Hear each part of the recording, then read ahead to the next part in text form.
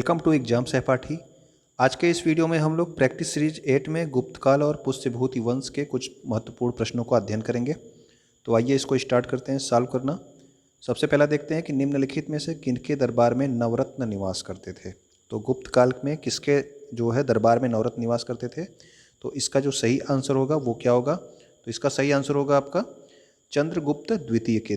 ठीक है, चंद्रगुप्त द्वितीय इन्होंने जो है कौन सी उपाधि धारण की थी। तो इन्होंने धारण की थी विक्रमादित्य की उपाधि। ठीक है, तो चंद्रगुप्त द्वितीय के दरबार में कौन कौन से नवरत्न निवास करते थे ये भी आपको पता होना चाहिए। ठीक है, कभी कभी डायरेक्ट नवरत्नों के नाम दे देता है और पूछता है जो है कि कौन से जो है चंद्रगुप्त द्वितीय के दरबार में नहीं थे। तो ये आप नवरत्नों के नाम याद रखेंगे, कालिदास, धन्वंतरी, छपड़क, अमर सिंह, शंकु, बेताल, भट्ट, घटकरपर, वराह मिहिर और वररुचि। ठीक है ना, ये जो है 9 जो है विद्वान जो है किसके दरबार में थे। तो चंद्रगुप्त द्वितीय के दरबार में। ये सारे 9 नाम आपको पता होने चाहिए। ठीक है, नवरत्नों के बारे में। क्वेश्चन नंबर 2 के बारे में देखते हैं। गुप्त वंश का प्रथम शासक किसे माना जाता है। या फिर आपसे इस तरह से क्वेश्चन पूछा जा सकता है कि गुप्त वंश की स्थापना किसने की थी। ठीक है, तो प्रथम शासक की बात अगर होगी तो ये आपका कौन सा होगा, चंद्रगुप्त प्रथम, श्रीगुप्त, रामगुप्त या फिर घटोत्कच। तो इसका जो सही आंसर होगा वो होगा श्रीगुप्त। ठीक है ना, तो श्रीगुप्त जो है ये आपका प्रथम शासक था और श्रीगुप्त ने ही चंद्रगुप्त मतलब कि गुप्त वंश की स्थापना की थी। ठीक है ना, तो कब यह स्थापना हुई थी, 275 ईस्वी में श्रीगुप्त के द्वारा गुप्त वंश की स्थापना की गई। क्वेश्चन नंबर 3 के बारे में देखते हैं। महाराजा धीराज की उपाधि धारण करने वाला प्रथम गुप्त सम्राट कौन था। तो महाराजा धीराज की उपाधि सबसे पहले किसने धारण की थी, किस गुप्त सम्राट ने। श्रीगुप्त ने, चंद्रगुप्त प्रथम, समुद्रगुप्त या फिर चंद्रगुप्त द्वितीय। तो इसका जो सही ऑप्शन होगा वो होगा आपका चंद्रगुप्त प्रथम। ठीक है ना, तो चंद्रगुप्त प्रथम ने जो है महाराजा धीराज की उपाधि धारण की थी। और गुप्त वंश का वास्तविक संस्थापक अगर आपसे पूछा जाए, देखिए गुप्त, अभी आपने ऊपर देखा ऊपर वाले क्वेश्चन में कि गुप्त वंश की स्थापना किसने की थी, तो वो तो था श्रीगुप्त, पहला शासक कौन था, श्रीगुप्त। ठीक है, लेकिन अगर आपसे इस तरह से क्वेश्चन पूछा जाए कि गुप्त वंश का वास्तविक संस्थापक किसे कहा जाता है। ठीक है, तो वास्तविक संस्थापक अगर आपसे पूछा जाए तो आपका आंसर होगा चंद्रगुप्त प्रथम। ठीक है ना, तो वास्तविक संस्थापक आप चंद्रगुप्त प्रथम को लगाएंगे। ठीक है ना, अब देखिए अगला क्वेश्चन। अश्वमेघ प्रकार के स्वर्ण सिक्के निम्नलिखित में से किसके द्वारा प्रचलित किए गए थे। तो अश्वमेघ प्रकार के स्वर्ण सिक्के किसने किसने चलाए थे। ठीक है, चंद्रगुप्त द्वितीय ने चलाए थे, समुद्रगुप्त ने चलाए थे, चंद्रगुप्त द्वितीय और समुद्रगुप्त दोनों ने चलाए थे, या फिर समुद्रगुप्त और कुमारगुप्त प्रथम ने चलाए थे। तो इसका जो सही ऑप्शन होगा वो होगा समुद्रगुप्त और कुमारगुप्त प्रथम। तो ठीक है ना, तो इन दोनों ने जो है किस तरह के सिक्के चलाए थे, अश्वमेघ प्रकार के सिक्के। ठीक, समुद्रगुप्त और कुमारगुप्त प्रथम ये दोनों ने क्या किया था, ये दोनों का नाम आप याद रखना। ठीक है, समुद्रगुप्त के बारे में आप जानते हैं, आप कुमारगुप्त के बारे में भी याद रखेंगे कि जो अश्वमेघ प्रकार के स्वर्ण के सिक्के हैं, सोने के सिक्के, वो जो है समुद्रगुप्त और कुमारगुप्त दोनों ने चलाए थे। अब हम लोग देखते हैं क्वेश्चन नंबर 5 के बारे में। तो क्वेश्चन नंबर 5 आपका है कि गुप्त शासकों में किसे लिच्छवी दौहित्र कहा गया है। लिच्छवी दौहित्र का मतलब है जो लिच्छवी कन्या से उत्पन्न हुआ हो। ठीक है ना, तो लिच्छवी दौहित्र कौन था, चंद्रगुप्त प्रथम, चंद्रगुप्त द्वितीय, समुद्रगुप्त या फिर श्रीगुप्त। तो इसका जो सही आंसर होगा वो होगा आपका समुद्रगुप्त। ठीक है ना, तो समुद्रगुप्त को क्या कहा जाता था, लिच्छवी दौहित्र। क्यों कहा जाता था, क्योंकि जो है लिच्छवियों का सहयोग प्राप्त करने के लिए जो चंद्रगुप्त प्रथम थे उन्होंने लिच्छवी राजकुमारी कुमार देवी से विवाह किया था। ये नाम भी आप याद रखेंगे। ठीक है ना, कुमार देवी नाम आप याद रखेंगे, क्योंकि जो है आपसे पूछा जाता है कि चंद्रगुप्त प्रथम की पत्नी का क्या नाम था। तो उनकी पत्नी का नाम था कुमार देवी। ठीक है, ये लिच्छवी राजकुमारी थी और इनका पुत्र था समुद्रगुप्त, इसीलिए जो है समुद्रगुप्त को लिच्छवी दौहित्र यानी कि लिच्छवी कन्या से उत्पन्न कहा गया है। ठीक है ना, अब देखिए यहाँ पे ये दिया गया है कि किस जो है अभिलेख में इसका उल्लेख किया गया है, लिच्छवी दौहित्र का उल्लेख है किस अभिलेख में है, ये भी आपसे प्रश्न बनता है। तो समुद्रगुप्त का जो प्रयाग प्रशस्ति वाला अभिलेख है, प्रयाग प्रशस्ति की रचना किसने की है, आप कमेंट करके जो है उसका नाम बताएंगे। ठीक है ना, प्रयाग प्रशस्ति की रचना किसने की है। समुद्रगुप्त के प्रयाग अभिलेख में उसे लिच्छवी दौहित्र यानी कि लिच्छवी कन्या से उत्पन्न बताया गया है। ठीक, अब हम लोग देखते हैं क्वेश्चन नंबर 6 के बारे में। तो अगला क्वेश्चन है आपका कि गुप्त संवत 319 ईस्वी अधिकतर लिखा जाता है, तो आपको 319-20 के जो है आसपास है ये, तो 319 ही आपको ऑप्शन में मिलेगा। अगर आपसे पूछा जाएगा कि किस सन में इसकी स्थापना हुई थी, तब 319 ईस्वी में गुप्त संवत की स्थापना की गई थी। ठीक है ना, इसको प्रारंभ करने का श्रेय किसको दिया जाता था, तो इसको प्रारंभ किसने किया था। तो आप जानते हैं कि चंद्रगुप्त प्रथम जो है ये जो है 319 ईस्वी में गद्दी पर बैठा था, तो उसी समय से जो है आपका गुप्त संवत जो है प्रारंभ किया गया था, ठीक है ना। तो चंद्रगुप्त प्रथम ने इसको स्टार्ट किया था, ये आप याद रखना। और गुप्त संवत और शक संवत के बीच अगर आपसे पूछा जाए कितने वर्षों का अंतर है, तो वो क्या होगा, तो वो है 241 वर्षों का अंतर, ठीक है ना। अगर आपसे पूछा जाए कि शक संवत और विक्रम संवत के बीच में, तो आपने पिछले वीडियो में पढ़ा था 135 वर्ष का अंतर था, ठीक है ना, शक संवत और विक्रम संवत के बीच में। लेकिन अगर गुप्त संवत और शक संवत के बीच में पूछा जाएगा तो वो आपका 241 वर्षों का अंतर है, ठीक है ना।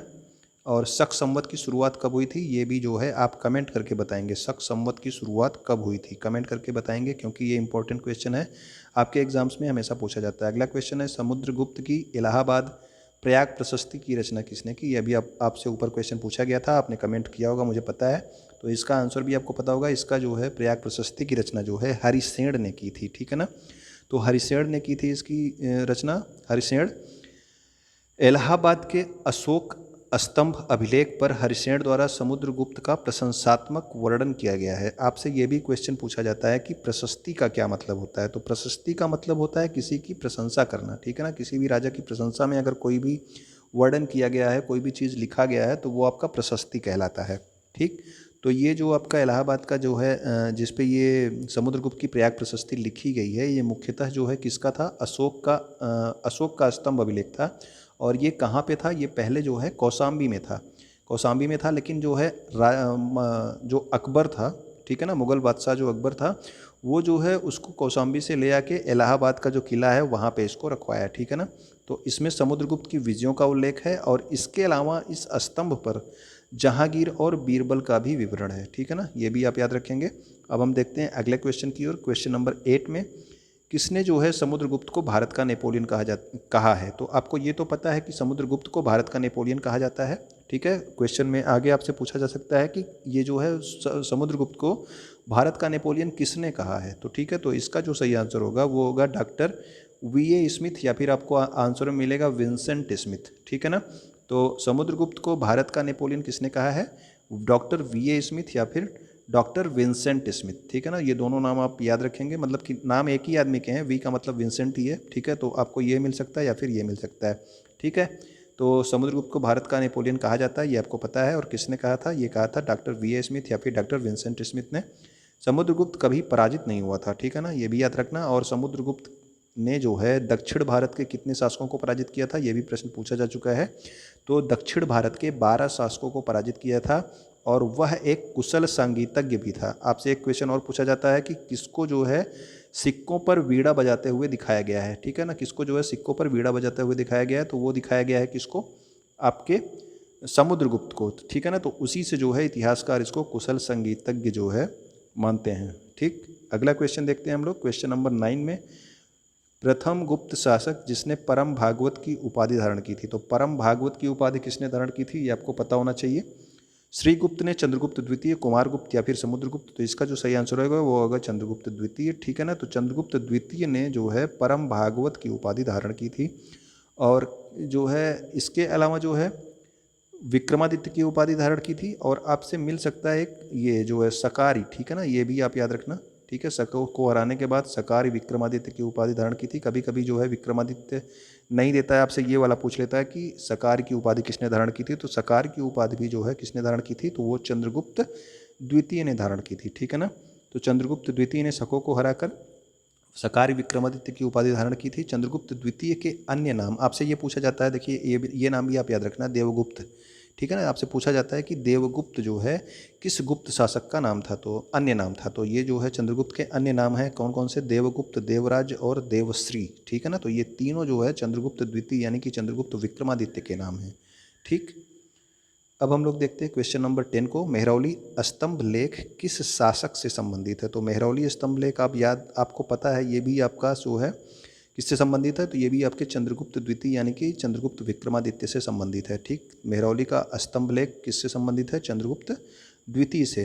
दिल्ली में मेहरौली नामक स्थान से मेहरौली लौह स्तंभ प्राप्त हुआ है, जो कि वर्तमान में कहाँ पे है। अगर आपसे पूछा जाए जो मेहरौली का लौह स्तंभ है ये कहाँ पे है वर्तमान में, तो ये कुतुब मीनार के समीप है, और इसके शीर्ष भाग पर गरुड़ का चिन्ह अंकित है, ठीक है ना। तो इसका जो शीर्ष भाग है इस तरह से आपका है, यहाँ पे जो है किसका चिन्ह अंकित है, तो यहाँ पे गरुड़ का चिन्ह अंकित है, ठीक है ना, ये आप याद रखना। अब हम लोग आगे देखते हैं क्वेश्चन नंबर 11 के बारे में। ठीक है, तो अगला क्वेश्चन है कि किस राजा के शासनकाल में चीनी यात्री फाहियान भारत आया था। तो फाहियान और वेनसांग ये दो क्वेश्चन अधिकतर पूछे जाते हैं। तो फाहियान जो है आया था चंद्रगुप्त विक्रमादित्य के समय में। ठीक है ना, तो चंद्रगुप्त विक्रमादित्य या फिर चंद्रगुप्त द्वितीय, ठीक है ना, दोनों जो है एक ही हैं।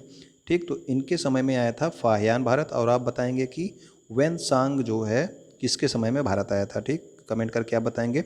चंद्रगुप्त विक्रमादित्य, ठीक, इसका सही आंसर हो गया। चंद्रगुप्त द्वितीय के शासनकाल में फाहियान जो है 399 ईस्वी से 414 ईस्वी तक भारत में रहा। ठीक है ना, यानी कि लगभग कितने साल, लगभग जो है 15 वर्षों तक फाहियान भारत में रहा। ये भी जो है क्वेश्चन पूछा जाता है। ठीक, 399 ईस्वी से 414 ईस्वी तक।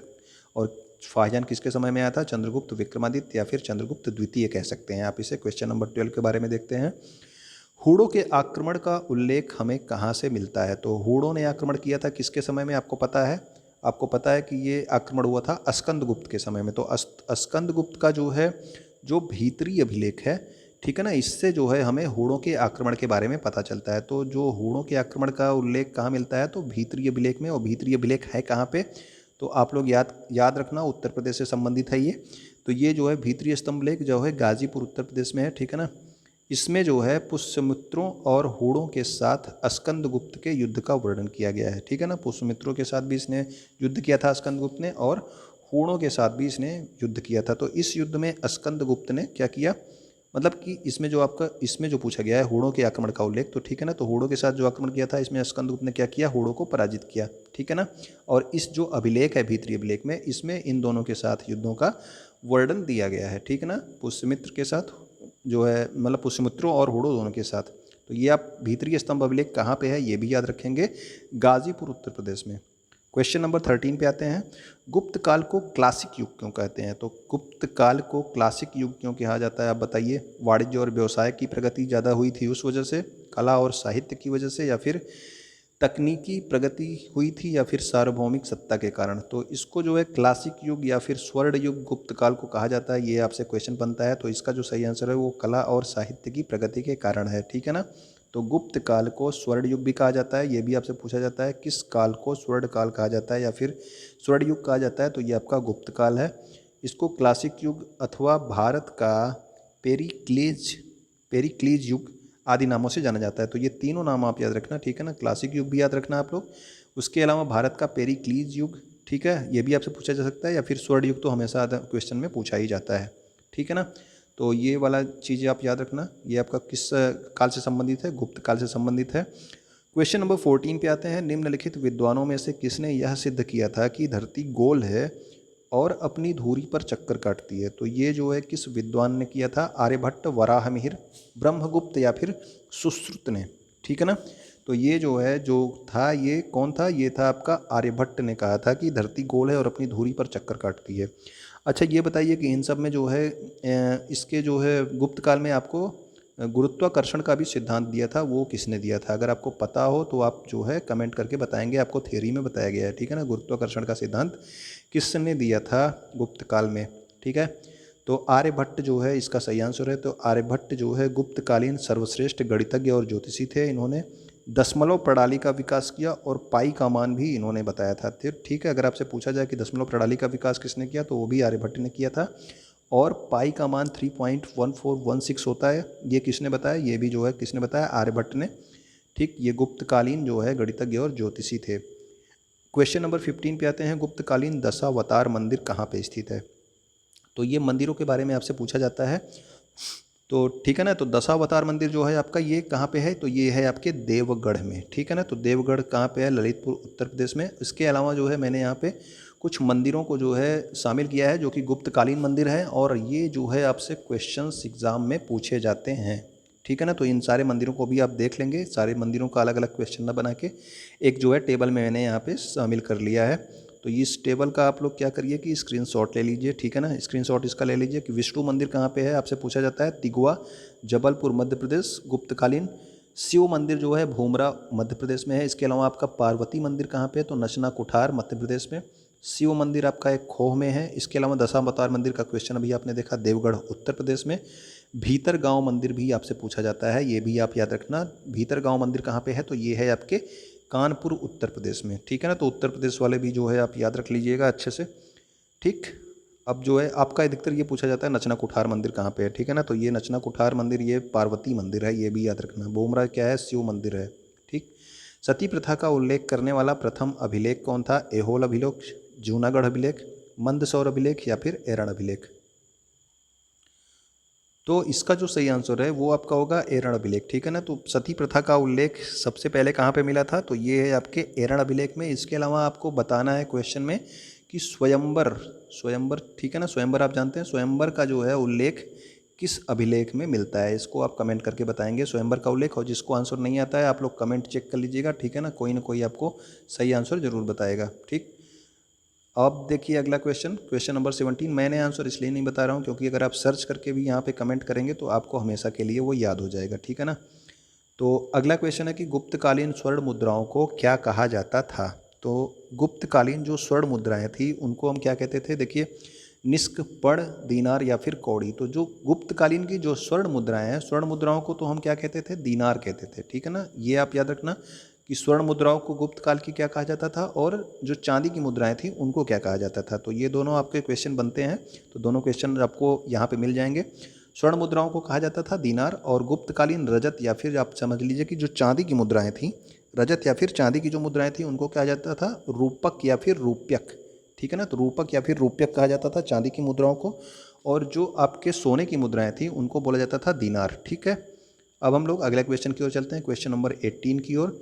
गुप्त काल में भू राजस्व की दर क्या थी, ठीक। तो भू राजस्व की दर यानी कि भूमि पर जो कर दिया जाता था, यानी कि जो लोग खेती करते थे, जो है सार्वभौमिक सार्वजनिक भूमि पर, जो राजा की भूमि थी उस पर जो कर दिया जाता था वो कितना दिया जाता था, ये आप बताएं। उपज का चौथा भाग यानी कि 1/4, या फिर उपज का छठवां भाग यानी कि 1/6, उपज का आठवां भाग 1/8, या फिर उपज का आधा भाग यानी कि 1/2, ठीक है। तो इसका जो सही आंसर होगा वो होगा उपज का छठवां भाग, ठीक है ना। तो ये आप याद रखना कि गुप्त काल में, गुप्त काल की बात हो रही, गुप्त काल में भू राजस्व की दर क्या थी, तो ये था उपज का छठवां भाग, ठीक। सामान्यतः कुल उपज का 1/6 भाग जो है ये कर के रूप में लिया जाता था, ठीक है ना। 1/6 भाग यानी कि क्या होता है, छठवां भाग, ठीक। गुप्त काल में राज्य के अधिकारियों को नगद वेतन के स्थान पर क्या दिया जाता था, भूमि दी जाती थी। ये भी जो है इंपॉर्टेंट क्वेश्चन है, याद रखना आप लोग कि जो है उनको वेतन नहीं दिया जाता था, उनको जो है वेतन के स्थान पर क्या दिया जाता था,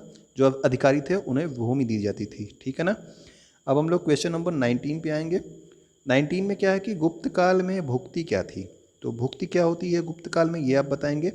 तो राज्य यानी कि प्रांत होता है, या फिर मंडल होता है, या फिर जिला होता है, या फिर परगना होता है। तो जो भुक्ति थी ये आपकी प्रांत थी, यानी कि राज्य था। इसके अलावा आपसे पूछा जाता है कि प्रांत के प्रमुख को क्या कहा जाता है, तो उसको बोला जाता है उपरीक, ठीक है ना। तो जो भुक्ति थी यानी कि भुक्ति किसको बोला जाता था, जो राज्य यानी कि प्रांत था, ठीक है। सबसे ऊपर साम्राज्य होता था, उसके नीचे क्या होता था, उसके नीचे जाके भुक्ति होती थी, यानी कि राज्य या प्रांत होता था, ठीक है ना। और राज्य का जो या प्रांत का प्रमुख, ये भी क्वेश्चन पूछा गया है, ठीक है ना। जहाँ जहाँ आपको कमेंट वो कलर आपको मिलता है ना, वो सारे क्वेश्चंस हैं, वो मैंने अलग से क्वेश्चन ना बना के इसमें जो है शामिल कर दिया है, इसके उसमें क्या बोलते हैं कि डिटेल में, ठीक है ना। तो वो भी सब एक एक क्वेश्चन है, ठीक है। तो वो आप याद रखना। ये भी अलग से क्वेश्चन था कि प्रांत के प्रमुख को क्या कहा जाता है, तो उसको बोला जाता है उपरीक। तो ये भी आप याद रखना, ठीक है। इसके अलावा देखिए कि अब देखिए इसमें जो है, जो इनका साम्राज्य विभाजन था उसको मैंने एक टेबल में रख दिया है। इसको भी आप क्या करेंगे, इसको भी आप स्क्रीनशॉट ले लेंगे, ठीक है ना। तो इसका स्क्रीनशॉट आप ले लेंगे। तो सबसे ऊपर क्या होता है, सबसे ऊपर होता था इनका साम्राज्य, साम्राज्य के बाद इनकी भुक्ति या प्रांत होती थी। भुक्ति को जो है क्या बोलते थे, प्रांत बोला जाता था, याद रखना। और ये भी क्वेश्चन आपका इंपॉर्टेंट है कि गुप्त काल में जिला को क्या बोला जाता था, तो जिला को बोला जाता था विषय, ठीक है ना, विषय बोला जाता था। और वीथी क्या है, वीथी आपका था तहसील, ठीक है। वीथी क्या है, ये तहसील है। उसके अलावा वीथी के नीचे क्या थी आपकी पेठ, पेठ क्या होती थी, ग्राम से बड़ी इकाई। और जो प्रशासन की सबसे छोटी इकाई है वो क्या थी, तो प्रशासन की सबसे छोटी इकाई ग्राम थी। ग्राम से ऊपर आपका पेठ था, ये ग्राम से बड़ी इकाई थी। उसके अलावा वीथ जो है तहसील हो गया, ठीक है, ग्रामों का समूह था ये। उसके अलावा आपका विषय हो गया जिला, ठीक है। उसके ऊपर आपकी भुक्ति है, उसके सबसे ऊपर आपका साम्राज्य है, ठीक है। ये आपका याद रहना चाहिए। जो आपका जो ये नाम है ना, वीथ ही हो गया, ठीक है, पेठ हो गया, ठीक है, ये सारे नाम जो है आपको पता होना चाहिए। जैसे जिला को विषय बोला जा रहा है, ये आपको पता होना चाहिए। इसी तरह से क्वेश्चन आपसे पूछते हैं। हर्षवर्धन के शासनकाल में सत्ता का केंद्र स्थान कौन सा था? यानी कि जो आप इसे एक तरह से और पूछा जा सकता है कि हर्षवर्धन की राजधानी क्या थी? ठीक है ना, हर्षवर्धन के समय में सत्ता का केंद्र स्थान कौन सा था? अगर इस तरह से आपसे पूछा जाए तो क्या था? कन्नौज था। आपको पता होना चाहिए कि पहले जो है इसकी राजधानी क्या थी? थानेश्वर थी। लेकिन जब ये आया हर्षवर्धन तो उसने राजधानी किसको बनाया? कन्नौज को बनाया। ठीक है ना, तो ये इसका जो सही आंसर है ये आपका हो गया कन्नौज। कन्नौज जो है हर्षवर्धन ने अपनी राजधानी थानेश्वर से कन्नौज स्थापित किया था। ठीक है, और ये भी आप याद रखना कि जो हर्षवर्धन था ये प्रत्येक 5 वर्ष में प्रयागराज में एक मेले का आयोजन करता था। ये आपसे क्वेश्चन पूछा जा चुका है कि कितने वर्षों के बाद जो है, इसमें समय पूछा गया था, कितने वर्षों के बाद प्रयागराज में जो है एक मेले का आयोजन किया जाता है। तो ये कि करता था हर्षवर्धन कितने वर्षों के बाद प्रयागराज में एक मेले का आयोजन करता था? तो वो आपका 5 वर्ष के बाद। ठीक है, अब हम लोग देखते हैं क्वेश्चन नंबर 21 के बारे में। आइए, तो क्वेश्चन नंबर 21 में है कि हर्ष ने किस विश्वविद्यालय को विशेष संरक्षण प्रदान किया? तो हर्ष के समय जो है गुप्तों का साम्राज्य था। ठीक है ना, तो गुप्तों का जो साम्राज्य था तो उस समय जो है कुमार गुप्त ने किसकी स्थापना कराई थी? नालंदा विश्वविद्यालय की। तो इसको जो है विशेष संरक्षण किसने दिया था? नालंदा को। नालंदा को विशेष संरक्षण दिया था हर्षवर्धन ने। ठीक है ना, तो ये आप याद रखना। और ये देखिए आपको यहाँ पे दिया भी गया है कि नालंदा विश्वविद्यालय की स्थापना किसने कराई थी? ये भी आपसे क्वेश्चन पूछा जाता है, तो आपको पता होना चाहिए कुमारगुप्त प्रथम। कुमारगुप्त प्रथम ने जो है नालंदा विश्वविद्यालय की स्थापना कराई थी। और आपसे पूछा जाएगा हर्ष ने किस विश्वविद्यालय को विशेष संरक्षण दिया? तो वो भी आपका आंसर क्या है? नालंदा है। ठीक है, अब अगला देखिए क्वेश्चन नंबर 22 के बारे में। हर्षवर्धन के काल में भारत की यात्रा किसने की थी? तो हर्षवर्धन के समय में भारत की यात्रा किसने की थी? अभी आपको ऊपर क्वेश्चन पूछा गया था, आपने आंसर दिया होगा, मुझे पता है। तो ये आपका हर्षवर्धन के समय में कौन था? वेनसांग था। इसके अलावा आपका फायान पूछा जाता है, फायान भी आपको पता होगा। ठीक है ना, अगर आपको पता हो, ये तो क्वेश्चन मैंने ऊपर पूछा है, लेकिन अगर आपको पता है तो आप कमेंट करके बताइए चंद्रगुप्त मौर्य था, चंद्रगुप्त प्रथम था, या चंद्रगुप्त द्वितीय था। इसके अलावा आप क्वेश्चन बताएंगे कि चंद्रगुप्त मौर्य के समय में किसने भारत की यात्रा की थी? ठीक है ना, चंद्रगुप्त मौर्य के समय में किसने भारत की यात्रा की थी, ये भी आप बताएंगे। ठीक है, तो कमेंट करके आप बताइएगा। हर्षवर्धन के समय में किसने यात्रा की थी? तो वो था आपका वेनसोंग। ठीक है ना, वेनसांग ने यात्रा की थी।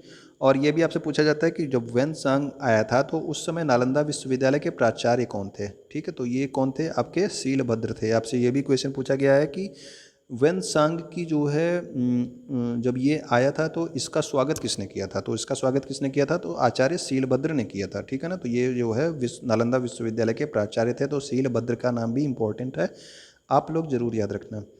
क्वेश्चन नंबर 23 है कि हर्षवर्धन को किसने पराजित किया था? ठीक है ना, तो हर्षवर्धन को पराजित किया था तो किसने किया था? तो ये जो है आपके दक्षिण के जो है राजा थे, इनका नाम था पुलकेशिन द्वितीय। ठीक है, तो पुलकेशिन द्वितीय ने जो है हर्षवर्धन को पराजित किया था। और आपसे पूछा जाता है कि इसका उल्लेख जो है किस अभिलेख से मिलता है कि पुलकेशिन द्वितीय ने हर्षवर्धन को पराजित किया था? तो इस पुलकेशिन द्वितीय के जो है एहोल अभिलेख, तो एहोल अभिलेख, अब आप याद रखना कि एहोल अभिलेख किससे संबंधित है? पुलकेशिन द्वितीय से। ठीक है ना, तो पुलकेशिन द्वितीय का जो एहोल अभिलेख है, इससे जो है हर्षवर्धन और इस युद्ध का मतलब हर्षवर्धन और पुलकेशिन द्वितीय के युद्ध की जानकारी मिलती है। हर्षवर्धन और पुलकेशिन द्वितीय के बीच में जो युद्ध हुआ था, इसकी जानकारी कहाँ से मिलती है? एहोल अभिलेख से। और एहोल अभिलेख किससे संबंधित है? पुलकेशिन द्वितीय से संबंधित है। ठीक है ना, तो ये आप याद रखना। क्वेश्चन नंबर 24 में आते हैं। 24 में क्या है कि निम्नलिखित में से कौन सी रचना हर्ष द्वारा रचित नहीं है? तो हर्ष ने कौन सी रचना रचित नहीं लिखी है? तो हर्ष क्या था कि हर्ष ने 3 नाटक लिखे थे। तो आपका 3 जो है इसमें से सही आंसर है, एक आपका गलत आंसर है। तो आप बताएंगे रत्नावली, नागानंद, हर्षचरित या फिर प्रियदर्शिका। तो आपको पता है कि रत्नावली, नागानंद और प्रियदर्शिका किसने लिखी थी? तो ये जो है हर्ष ने लिखी थी। जबकि जो ये हर्षचरित है ये किसने लिखी? तो ये जो है आपके बाण भट्ट ने लिखी थी। ठीक है ना, तो ये जो है आपकी बाण भट्ट ने लिखी थी। अब देखिए आपका आगे, हाँ यहाँ पे देखिए हर्षचरित इसका सही आंसर है कि निम्नलिखित में से कौन सी रचना हर्ष द्वारा रचित नहीं है? तो जी इसका सही आंसर क्या हो गया? हर्षचरित। क्योंकि हर्षचरित किसने लिखा था? तो हर्षचरित के लेखक कौन थे? बाण भट्ट थे। इसके अलावा अन्य तीनों नाटकों यानी कि रत्नावली, नागानंद और प्रियदर्शिका, ये भी आप याद रखना कि रत्नावली, नागानंद और प्रियदर्शिका किसने लिखी है? तो वो लिखी है हर्षवर्धन ने। ठीक है ना, तो इसकी रचना जो है हर्षवर्धन ने की है। ठीक, जबकि जो है हर्षचरित किसने लिखी है? तो बाण भट्ट ने लिखी है। क्वेश्चन नंबर 25 अब ये देखते हैं। बोधि वृक्ष को नष्ट करने वाला शासक कौन था? तो बोधि वृक्ष को किसने नष्ट किया था? शशांक ने, पुष्यमित्र शुंग, ईशान वर्मा या फिर इनमें से कोई नहीं। तो इसका जो सही आंसर है ये आपका है शशांक। ठीक है ना। तो आपको ये भी याद रखना है कि शशांक किस वंश का शासक था। तो शशांक गौड़ वंश का शासक था। तो गौड़ शासक शशांक ने बोधि वृक्ष को कटवाकर गंगा नदी में फेंकवा दिया था। तो ये कौन सा शासक था? गौड़ शासक था। और इसने जो है बोधि वृक्ष को कटवाया था। क्या नाम था इसका? शशांक। ठीक है ना। हम लोग आगे देखते हैं। आगे वाला क्वेश्चन नंबर 26 के बारे में। ऐतिहासिक युग के प्रारंभ में हमें तमिलों के बारे में जानकारी के क्या स्रोत उपलब्ध हैं? इस प्रश्न को ऐसे भी पूछा जाता है कि तमिल इतिहास के बारे में जानकारी हमको किस स्रोत से मिलती है? तो ये बताइए, पुराण से, खुदाई से, या फिर संगम साहित्य से, या फिर वेद से? तो ये जो है पॉपुलर क्वेश्चन है, आपको पता होगा इसका आंसर क्या है। इसका आंसर है संगम साहित्य। तो संगम साहित्य से हमें तमिलों के बारे में जानकारी या फिर तमिल इतिहास के बारे में जानकारी हमको मिलती है। कहाँ से? संगम साहित्य से। ठीक है ना। तो संगम साहित्य किस भाषा में लिखा गया है, ये भी प्रश्न पूछा जाता है। तो संगम साहित्य जो है तमिल भाषा में लिखा गया है, ये भी आप याद रखना। ठीक है ना। तो ये आपका जो है इस गुप्त काल और पुष्यभूति वंश में इतना ही। उम्मीद करता हूँ कि आपको पसंद आया होगा। आप लोग वीडियो लाइक कर दिया कीजिए कम से कम। ठीक है ना। और जो है अगर जो कमेंट्स आपसे क्वेश्चन पूछे जाते हैं उसके ही आंसर दे दिया कीजिए, या फिर कमेंट्स में अगर आपको वीडियो पसंद आया तो उसके बारे में लिख दिया कीजिए। ठीक। उम्मीद करता हूँ कि वीडियो आपको पसंद आया होगा। वीडियो देखने के लिए आपका बहुत बहुत धन्यवाद।